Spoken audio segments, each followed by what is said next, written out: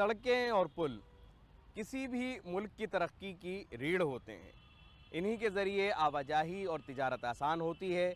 गांवों को शहरों से जोड़कर इकोनॉमिक डेवलपमेंट की राह को आसान बनाया जाता है और बुनियादी ढांचे के तौर पर ये किसी भी मुल्क की तरक्की का अहम हिस्सा होते हैं। रोड नेटवर्क के मामले में भारत दूसरे मुकाम पर आता है और इसे दूसरे मुकाम तक पहुंचाने में जिन इदारों ने अहम रोल प्ले किया है उनमें से एक है CSIR, central road research institute. क्या है ये इदारा, यहाँ क्या कुछ होता है और किस तरह से आने वाले वक्त में इसके ज़रिए नई टेक्नोलॉजीज़ हमारे सामने आएंगी और आपके लिए क्या हैं इस फील्ड में करियर के इम्कानात। आज की इस पेशकश में ये सब कुछ जानेंगे, लेकिन आइए सबसे पहले इस पैकेज के ज़रिए रोड रिसर्च की फील्ड पर डालते हैं एक नज़र। सड़कें किसी भी मुल्क की तरक्की की बुनियाद होती है, जो न सिर्फ शहरों और देहातों को आपस में जोड़ती हैं, बल्कि तिजारत, मईशत, सियाहत और समाजी रवाबित के फरोग में भी कलीदी किरदार अदा करती है। इन सड़कों की मंसूबाबंदी, पायदारी, हिफाजत और जदीदियत को यकीनी बनाने के लिए मुसलसल साइंसी तहकीक और तकनीकी महारत की जरूरत होती है। भारत में सड़कों की तहकीक के सबसे अहम इदारों में CSIR, central road research institute नुमाया मकाम रखता है। ब्रिज इंजीनियरिंग से लेकर ट्रांसपोर्ट प्लानिंग और रोड सेफ्टी तक के मुख्तलिफ शोबों में तहकीक को आवामी सतह पर लाकर CRRI मुल्क की बुनियादी तरक्की को रफ्तार देने में निहायत अहम किरदार अदा कर रहा है। सड़कों की तहकीक सिर्फ एक साइंसी शोबा नहीं, बल्कि मुल्क की तरक्की में हिस्सा लेने का एक सुनहरा मौका है। अगर आप एक ऐसा करियर चाहते हैं जो इल्मी, तकनीकी और समाजी एतबार से बामकसद हो, तो सड़क तहकीक और इससे मुंसलिक शोबों में एक कामयाब करियर बनाया जा सकता है।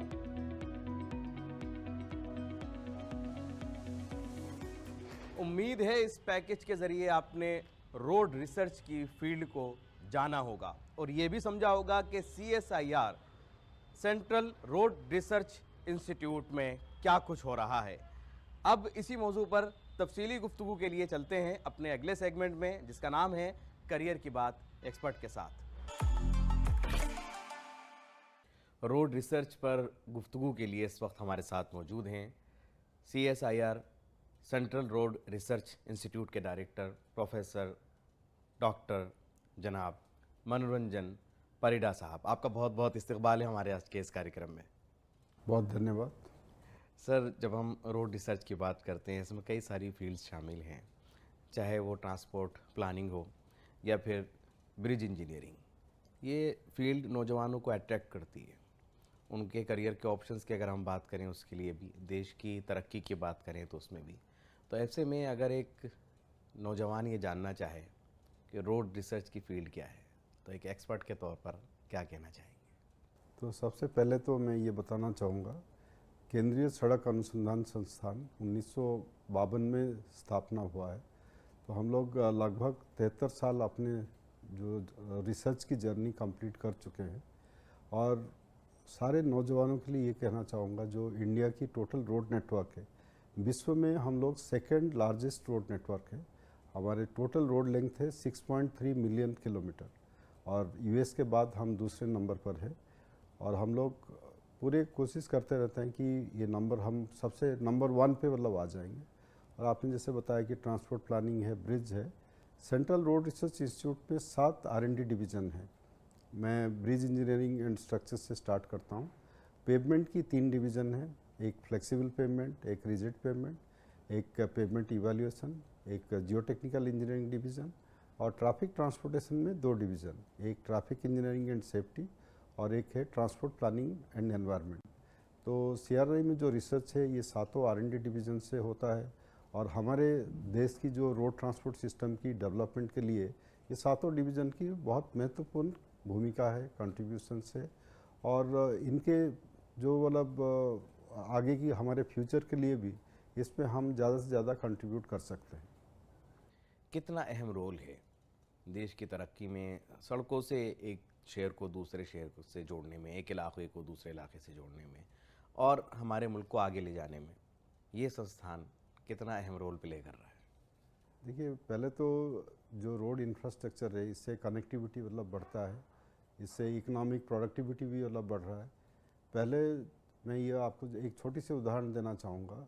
2000 से पहले हम लोगों की जो ट्रक्स है एक दिन में 200 किलोमीटर से कम मतलब डिस्टेंस ट्रैवल कर पाते थे, क्योंकि हमारी सड़कें अच्छी नहीं होती है। आज के समय में सड़क अच्छे हैं और व्हीकल्स भी अच्छे हैं, तो जो हमारे ट्रक्स है वो लगभग 500 किलोमीटर तक पर डे मतलब ट्रैवल करते हैं। तो निश्चित तौर पे जब आपकी कनेक्टिविटी अच्छी होगी, आपकी जो व्हीकलर मूवमेंट है उसकी आउटपुट बढ़ता है, प्लस जो भी मतलब पिछड़े इलाके हैं वो सब मेन स्ट्रीम में आ जाते हैं। तो ये इकोनॉमिक डेवलपमेंट के लिए तो निश्चित तौर पे रोड इंफ्रास्ट्रक्चर बहुत महत्वपूर्ण भूमिका निभाता है। एक तरफ हमारी जो मिनिस्ट्री है वो बहुत तेज़ी से काम कर रही है, तो मिनिस्ट्री के साथ आपका तालमेल और जिम्मेदारी? देखिए, जैसे मैंने बताया कि हम लोग 1952 में CRI सेटअप हुआ था, और CRI की जो जर्नी है 73 साल का रहा हुआ है, और हम लोग पूरे हिंदुस्तान में सारे जगह पे काम करते हैं। कभी कारगिल के पास हमने कोई प्रयोग किया हुआ है, अंडमान निकोबार पोर्ट ब्लेयर में ट्रेनिंग प्रोग्राम किया हुआ है, और जैसे कि मतलब अरुणाचल में जीरो वैली में स्टील स्लैग की रोड बनाया हुआ है। केरल की रोड एसेट मैनेजमेंट पे हम लोगों ने सॉल्यूशंस प्रोवाइड किया हुआ। तो कहने का मतलब है कि हम लोग पूरे हिंदुस्तान में काम करते हैं।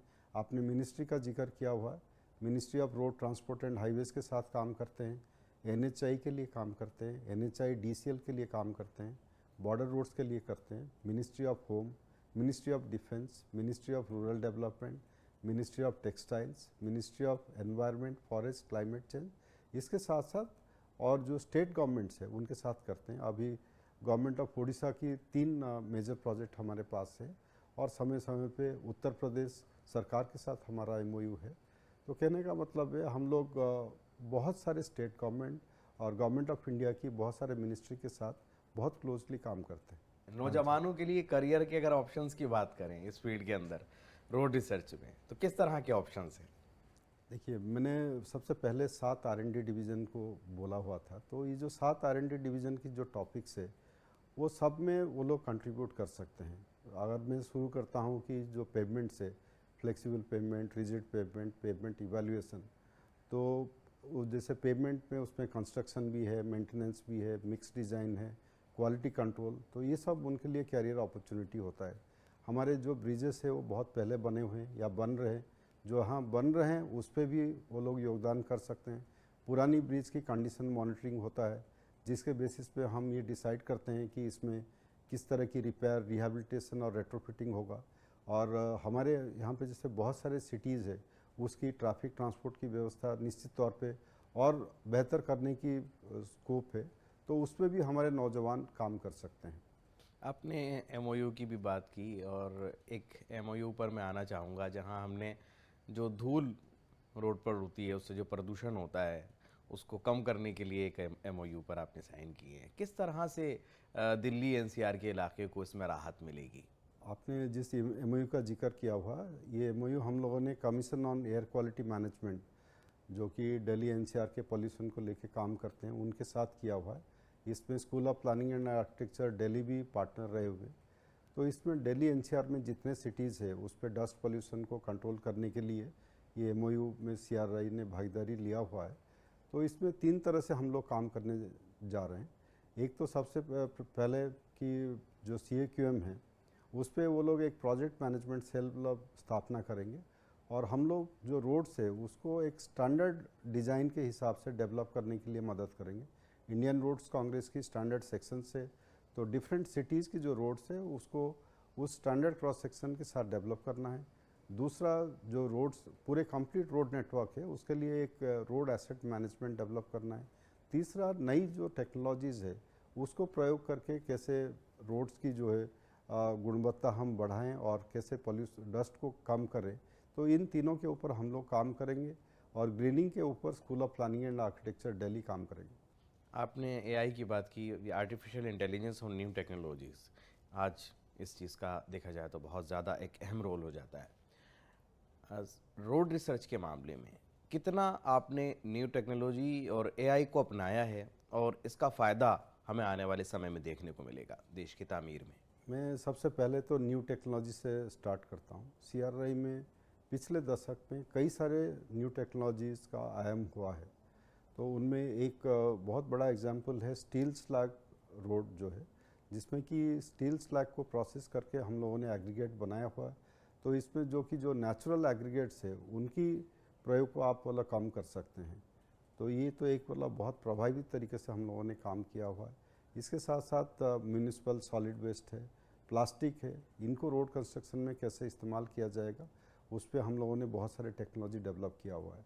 जहाँ पे AI की मतलब बात है, हम लोगों ने नागपुर में एक प्रोजेक्ट किया हुआ है आई रास्ते करके।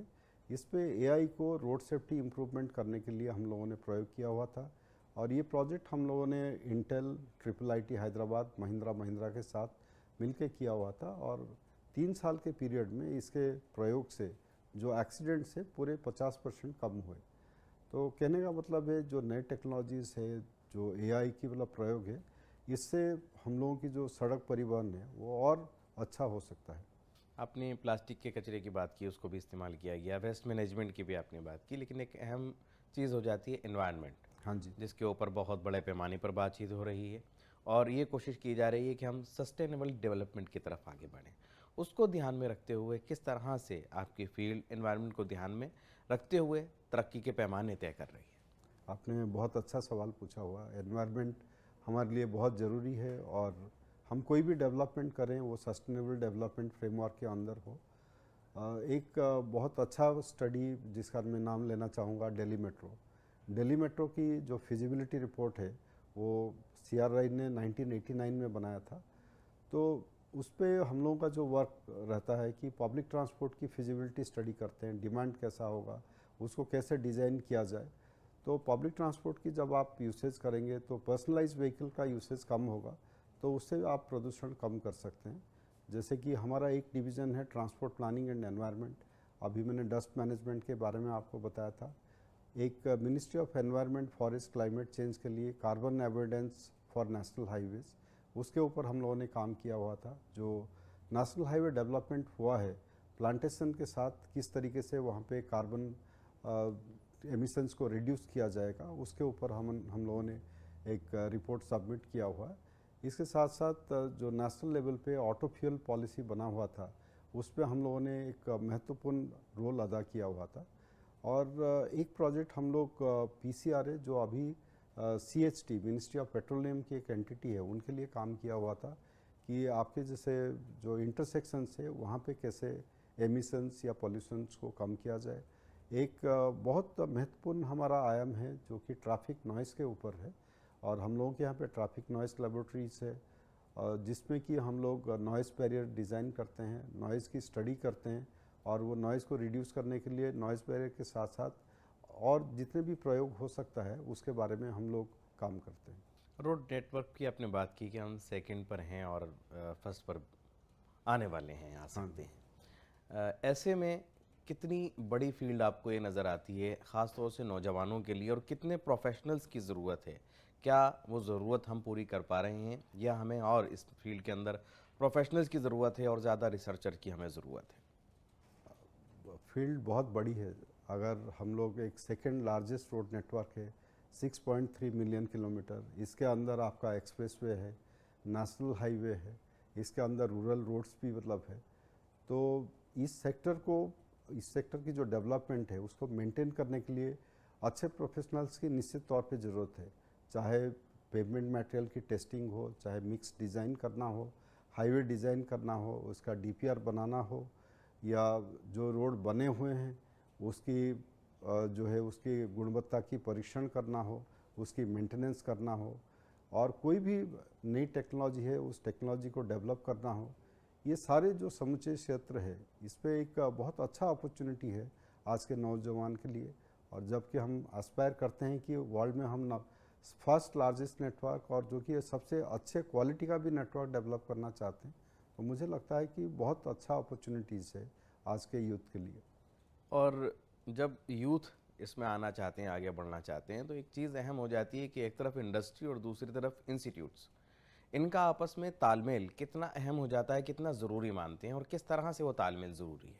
मैं ये कहना चाहूँगा, central road research institute CSIR, council of scientific and industrial research का एक घटक है, वन ऑफ द इंस्टीट्यूट, और जिसमें कि 38 इंस्टीट्यूट से CRI एक इंस्टीट्यूट है। तो उसमें जो आई है वो वर्ड है इंडस्ट्री, मतलब हम लोगों के लिए जो मैंडेट है औद्योगिक अनुसंधान, उसके ऊपर काम करना है। और बहुत सारे जो भी नए टेक्नोलॉजी आजकल डेवलप हुआ है वो इंडस्ट्री के साथ मिलके हम लोगों ने डेवलप किया हुआ है। एक उदाहरण मैं देना चाहूँगा, जो स्टील स्लैग टेक्नोलॉजी है, तो इसमें ये प्रोजेक्ट मिनिस्ट्री ऑफ स्टील का था और 4 इंडस्ट्रियल पार्टनर थे, जिसमें कि AMNS था, जिसमें Tata steel, JSW steel, RINL। तो ये 4 इंडस्ट्री के साथ मिलके काम करके हम लोगों ने स्टील स्लैग एग्रीगेट्स डेवलप किया हुआ है। तो इस तरह पे और भी बहुत सारे स्टार्टअप्स के साथ हम लोग काम करते हैं, जिनके साथ मिलके हम लोगों ने इकोफिक्स एक टेक्नोलॉजी डेवलप किया हुआ है, एक रिजुपेप किया हुआ है जो रोड रिसाइकलिंग में यूज़ करते हैं, और जो ट्रैफिक नॉइज़ की सॉल्यूशंस डेवलप किया हुआ है वो डिफरेंट इंडस्ट्री के साथ मिलके हम लोगों ने डेवलप किया हुआ है। तो मेरा कहने का मतलब है कि जितने भी नए टेक्नोलॉजी की डेवलपमेंट होता है उस पर इंडस्ट्रीज, चाहे बड़ी इंडस्ट्री हो या छोटी इंडस्ट्री हो, MSME हो, इनकी एक महत्वपूर्ण योगदान रहा हुआ है, और उससे इन टेक्नोलॉजीज़ को एक्चुअल ग्राउंड में इम्प्लीमेंट करने में बहुत अच्छा मदद मिलता है। हमने पिछले दिनों में ये भी देखा कि क्योंकि आपने टेक्नोलॉजी के डेवलपमेंट की बात की, और भारत विभिन्नताओं वाला एक इलाका है जहाँ पर हम देखते हैं कि मैदानी इलाके भी हैं, पहाड़ भी हैं।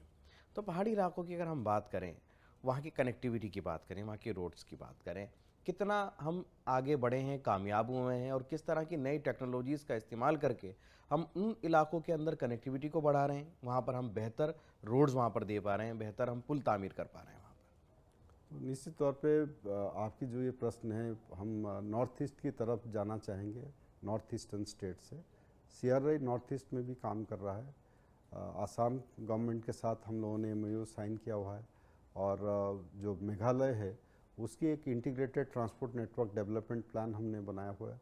त्रिपुरा में हम लोग कई सारे प्रोजेक्ट कर रहे हैं, अभी मिज़ोरम में भी प्रोजेक्ट है, त्रिपुरा है, मिज़ोरम है, जहाँ पे एग्रीगेट्स बहुत अच्छा मिलता नहीं है, तो उसमें कुछ नए तरह की प्रयोग करना पड़ता है, जैसे कि सॉइल है, उसको सॉइल को स्टेबलाइज करना पड़ता है, तो उसके ऊपर भी CRI ने काम किया हुआ है। कुछ हमारे जैसे कि बॉर्डर एरियाज है, उस पर भी आजकल काफ़ी सारे रोड नेटवर्क डेवलपमेंट हो रहा है, तो उस पर हम लोगों को जो जियोटेक्निकल इंजीनियरिंग सॉल्यूशंस है, स्लोप स्टेबिलिटी है, उसके ऊपर भी हम लोगों को काम करना पड़ता है।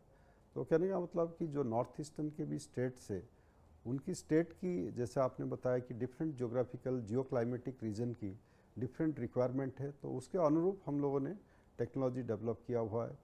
एक हम लोगों की मतलब फोम बिटुमेन मतलब है, एक सीमेंट ट्रीटेड बेस है, एक सीमेंट ग्राउटेड बिटुमिनस मिक्स वाला पेवमेंट है। ये सारे ऑप्शंस हम लोगों ने नॉर्थ ईस्ट की स्टेट में प्रयोग किया हुआ है। तो जैसे आपने बताया, ये बहुत ज़रूरी है कि हमारी देश की विविधता को देखते हुए, जिसमें कि अलग ज्योग्राफिकल रीजन है, अलग क्लाइमेटिक रीजन है, जो उसमें मटेरियल लगेगा, जो उस पर डिज़ाइंस होंगे, वो निश्चित तौर पे अलग होना चाहिए। ये जब इस फील्ड की हम आज बात कर रहे हैं, इसके अंदर आपने तमाम चीज़ें बताई, नई टेक्नोलॉजी की भी बात की, और हम बहुत तेज़ी से हम देख रहे हैं कि टेक्नोलॉजी में तब्दीली आती हुई दिख रही है। हाँ जी। कितनी तब्दीली आगे हमें रोड रिसर्च में नज़र आएगी आने वाले वक्त के अंदर? देखिए, आपने जैसे कह रहे हैं कि कई सारे टेक्नोलॉजी CRI में डेवलप मतलब हुआ है, और धीरे धीरे उनके प्रयोग रोड इंफ्रास्ट्रक्चर डेवलपमेंट पे मतलब हो रहा है। तो आने वाले समय पे एक कुछ जो मेजर चेंजेस मतलब हो सकता है कि अभी ज़्यादातर रोड्स हमारे जो है वो बिटुमिनस रोड्स मतलब बन रहे हैं, तो उसमें साथ साथ एक ऑप्शन है cement concrete pavement, thin white topping, एक जो सीमेंट कंक्रीट पेवमेंट जिसका थिकनेस कम है, तो वो मतलब बन सकता है। तो एक तो उदाहरण ये है। दूसरा है जो एग्रीगेट है, हम लोग जहाँ पे भी स्टील स्लैग मतलब अवेलेबल है, वहाँ पे कम्प्लीटली नेचुरल एग्रीगेट की यूज़ को कम कर सकते हैं क्या, हम उसके बारे में हमारा टेक्नोलॉजी है, मैंने आपको जैसे बताया हुआ है। तो जहाँ पे भी स्टील स्लैग अवेलेबल है, बहुत आराम से हम इसको स्टील स्लैग एग्रीगेट को इस्तेमाल कर सकते हैं। हम लोग बिटुमेन को भी रिप्लेस करने की कोशिश कर रहे हैं। एग्रीकल्चरल वेस्ट जैसे कि पराली है, तो पराली को इस्तेमाल करते हुए बिटुमेन हम लोग बायो बिटुमेन बना रहे हैं, और मुझे उम्मीद है कि 25 से 30% हम बिटुमेन को अपने बायो बिटुमेन से रिप्लेस कर सकते हैं। और इसके साथ साथ मैं ये ज़रूर मतलब चाहूँगा कि जो पूरे नए टेक्नोलॉजी है, आर्टिफिशियल इंटेलिजेंस है, IoT डिवाइसेस है, स्मार्ट टेक्नोलॉजीज है, वो भी हमारा रोड इंफ्रास्ट्रक्चर का हिस्सा बने। हमारे यहाँ पे जैसे एक्सीडेंट्स वगैरह काफ़ी होता है, उस पर ये जितने स्मार्ट टेक्नोलॉजीज़ है, intelligent transport system based technologies है, वो बहुत प्रभावी होगा उसको कंट्रोल करने के लिए, बहुत उसको प्रभावी कंट्रोल होगा करने के लिए जी। उसके नंबर ऑफ डेथ्स को कंट्रोल करने के लिए, और जो ट्रैफिक की व्यवस्था है उसको भी सुदृढ़ करने के लिए यानी हम ITS सेफ्टी को हम प्रायोरिटी दें। सेफ्टी को निश्चित तौर पे हमारा प्रायोरिटी होना चाहिए, सेफ्टी प्रायोरिटी होना चाहिए। बाकी हम लोग ऑप्टिमाइज करें, जो भी कॉस्ट ऑफ कंस्ट्रक्शन हम अगर ऑप्टिमाइज करेंगे, निश्चित तौर पे हम लोग और अधिक से अधिक सड़क बना सकते हैं। बस एक आखिरी सवाल आपसे लेना चाहेंगे, जो नौजवान इस फील्ड में अपना करियर बनाना चाहते हैं, उनके लिए क्या आप मैसेज देना चाहेंगे? उनके लिए मैं यही मैसेज देना चाहता हूँ कि ये सेक्टर जो है, ये पूरे देश की प्रगति के लिए इस सेक्टर का एक महत्वपूर्ण भूमिका है। अभी तक तो हम लोग सेकंड लार्जेस्ट में पहुँचे हुए, तो उनके योगदान से ये हम नंबर 1 पे पहुँच सकते हैं। तो उसको अगर मतलब देखें, समझें किस तरीके से हिंदुस्तान की रोड इंफ्रास्ट्रक्चर को 1 नंबर पे पहुँचाएंगे, उसके बारे में सोचें और उसके बारे में अपना भागीदारी भी निभाएं। उसके बारे में सोचें, उसके बारे में अपना भागीदारी भी, जो अपना योगदान है, अपना ताउन है, वो करें, ताकि न सिर्फ आप अपने करियर को बना सकें, अपने करियर को बनाने के साथ साथ देश की तामीर में भी अपना रोल प्ले कर सकें। हम बहुत बहुत शुक्रगुजार हैं डॉक्टर साहब का कि आपने अपना वक्त दिया, उसके लिए आपका बहुत बहुत धन्यवाद। और रोड रिसर्च पर बातचीत का सिलसिला जारी रहेगा।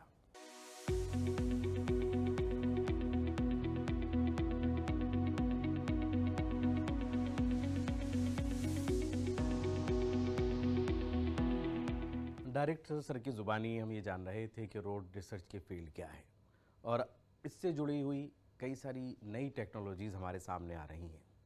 जैसे जैसे मुल्क तरक्की कर रहा है, AI का दौर है, नई टेक्नोलॉजी का दौर है, और उसी में से एक टेक्नोलॉजी हमारे सामने आई, स्टील स्लैग रोड टेक्नोलॉजी।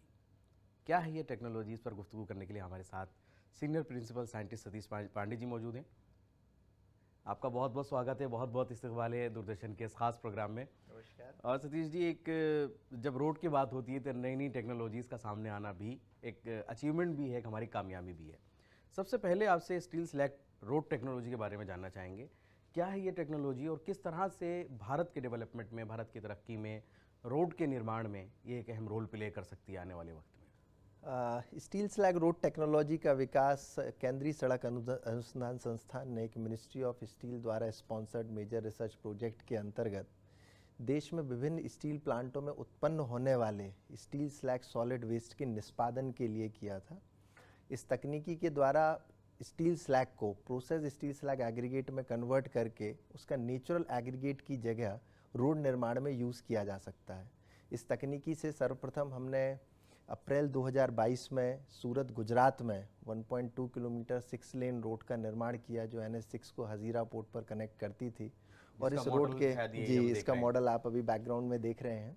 इस रोड के निर्माण में करीब 1 lakh ton process steel slag aggregate का हमने नेचुरल एग्रीगेट के स्थान पर उपयोग किया और बिटुमिनस पेमेंट की सभी लेयर्स में इस एग्रीगेट को यूज़ करके पूरी रोड का निर्माण किया। इसका फ़ायदा, इसका लाभ क्या है? किस तरीके से तकनीकी जी तो इंडिया में प्रतिवर्ष करीब 1.2 billion ton natural aggregate road construction and maintenance के लिए आवश्यकता पड़ती है। इस अनसस्टेनेबल माइनिंग के कारण आप देख रहे होंगे नेशनल ग्रीन ट्रिब्यूनल ने कई महानगरों के आसपास एग्रीगेट की क्वेरिंग एंड माइनिंग को बैन कर दिया है। देश में प्रतिवर्ष करीब 1.2 बिलियन टन नेचुरल एग्रीगेट की आवश्यकता रोड के रखरखाव एवं निर्माण में प्रतिवर्ष पड़ती है। इस गति से अगर हम नेचुरल एग्रीगेट का उपयोग करते रहे तो एक समय आएगा कि सिविल इंजीनियरिंग कंस्ट्रक्शन वर्क के लिए नेचुरल एग्रीगेट पर्याप्त मात्रा में उपलब्ध नहीं होगी। और इसके साथ ही साथ इस तरीके की अनसस्टेनेबल माइनिंग के इन्वायरमेंट पर काफ़ी दुष्प्रभाव पड़ रहे हैं। और नेशनल ग्रीन ट्रिब्यूनल ने अभी महानगरों के आसपास नेचुरल एग्रीगेट की माइनिंग को, जैसे अरावली रीजन में दिल्ली में नेचुरल एग्रीगेट की माइनिंग को कम्प्लीटली बैन कर दिया है। उसके स्थान पर आप इंडस्ट्रियल वेस्ट से बनी हुई प्रोसेस स्टील स्लैग एग्रीगेट का उपयोग करके रोड का निर्माण एवं रखरखाव दोनों कर सकते हैं, जिससे हमारी नेचुरल एग्रीगेट की आवश्यकता कम होगी। साथ ही साथ एक हम इंडस्ट्रियल वेस्ट का उपयोगी तरीके से इसका यूज़ करके इस्तेमाल करके रोड का निर्माण कर सके। तकनीकी दृष्टि से, हाँ, तकनीकी दृष्टि से अगर आप देखें तो स्टील स्लैग रोड 3 से 4 गुना नेचुरल एग्रीगेट से बनी हुई रोड की तुलना में मजबूत है। इस रोड के निर्माण में हमने करीब 42% इसकी थिकनेस को कम किया है। तो जो कन्वेंशनल रोड की तुलना में इस रोड की जो थिकनेस है वो करीब 42% कम है, जो इसको करीब 45% इकोनॉमिकल बनाती है सामान्य सड़कों की तुलना में। यानी देखा जाए तो बजट के हिसाब से देखा जाए जी, तो जी, भी, जी। और अगर पर्यावरण यानी एनवायरनमेंट के हिसाब से देखा जाए तो भी कामयाब है और एक नई टेक्नोलॉजी है। सतीश जी, एक बड़ा मसला सामने आता है आमतौर पर, जो एक आम जन है, एक आम नागरिक है, सड़क पर गड्ढे, और उनसे निजात पाने के लिए एक बड़ा एक जूझते हैं लोग, पूरी सड़क ख़राब हो जाती हैं और हमारे यहाँ जो डिस्टेंस कवर होना चाहिए वो भी नहीं हो पाता है। उसके लिए किस तरह की टेक्नोलॉजी मैदान में लेकर के आए? जी, तो सड़क पे गड्ढों के मेंटेनेंस के लिए अभी हमने हाल ही में एक इको फिक्स टेक्नोलॉजी डेवलप की है। इसके द्वारा आप इवन वाटर लॉक्ड पॉटहोल को भी बारिश के समय इंस्टेंटली रिपेयर कर सकते हैं। तो इस 10 मिनट के अंदर आप पानी को विदाउट डी वाटरिंग किए हुए पॉटहोल से उसको उसी स्थान पर पॉटहोल को फिक्स कर सकते हैं। अभी इस तकनीकी का हमने सफल उपयोग कर्नाटक में, असम में एवं दिल्ली में डिप्टी सीएम दिल्ली के समक्ष दिल्ली सेक्रेटरीट रोड पर किया है, और असम और कर्नाटक में अभी ये टेक्नोलॉजी यूज़ की जा रही है। साथ ही साथ आपको जान के बहुत हर्ष अनुभव होगा कि इस तकनीकी को अभी हम अमेरिका में भी यूज़ करने वाले हैं। इस तकनीकी से निर्मित बैग्स को अभी हमने अमेरिका में एक्सपोर्ट किया है, और अभी नेक्स्ट मंथ में शिकागो में भी इस तकनीक का यूज़ करके वहाँ पर भी पॉटहोल का मेंटेनेंस किया जाने वाला है। यानी आने वाले वक्त में ये तमाम तकनीक हमारे सामने आएंगी और इससे ना सिर्फ आम लोगों को फ़ायदा मिलेगा बल्कि देश की तरक्की को रफ्तार मिलेगी। जो नौजवान इस फील्ड में करियर बनाना चाहते हैं उनके लिए आप क्या कहना चाहेंगे? कितनी बड़ी फील्ड आपको नज़र आती है? सिविल इंजीनियरिंग एक बहुत ही उभरता हुआ क्षेत्र है और सिविल इंजीनियर्स की आवश्यकता देश में काफ़ी बड़ी मात्रा में, जिस तरीके से देश में इंफ्रास्ट्रक्चर का विकास हो रहा है उस गति से सिविल इंजीनियर्स की आवश्यकता निरंतर बढ़ती जा रही है। रोड परिवहन के क्षेत्र में, रोड के रखरखाव, मेंटेनेंस एवं कंस्ट्रक्शन में नित्य अभिनव प्रयोग हो रहे हैं, और CSIR central road research institute through skill development programme, training programme, जो नेसेसरी टेक्निकल एक्सपर्टाइज है वो इंजीनियर्स को इम्पार्ट कर रहा है, जिनके द्वारा आप अपने टेक्निकल नॉलेज को अपग्रेडेशन करके इसको एक अच्छा भविष्य उन्मयी क्षेत्र में आप अपना योगदान दे सकते हैं। अपना योगदान भी दे सकते हैं और अपने करियर को बनाने के लिए रास्ता भी चुन सकते हैं, मुल्क की तरक्की को रफ्तार देने में अपना ताउन दे सकते हैं। सतीश जी, बहुत बहुत धन्यवाद दूरदर्शन से बात करने के लिए। Thank you very much. और इसी के साथ हमारा ये सेगमेंट यही मुकम्मल होता है। बढ़ते हैं अगले सेगमेंट की तरफ, जिसमें आप जानेंगे कि इस हफ्ते वो कौन कौन से मौके हैं जहां पर आप नौकरी के लिए अप्लाई कर सकते हैं और वो कौन कौन से कोर्सेज हैं जिनमें आप दाखिला ले सकते हैं।